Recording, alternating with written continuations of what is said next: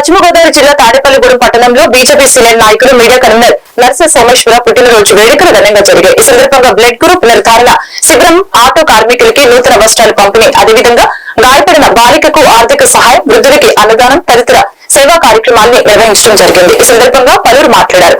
సోమేశ్వర సేవా తత్వాలు ఎదుటి వారికి ఏదో విధంగా సహాయపడాలని మానవత్వం కలిగిన వ్యక్తి అని కొనియాడారు.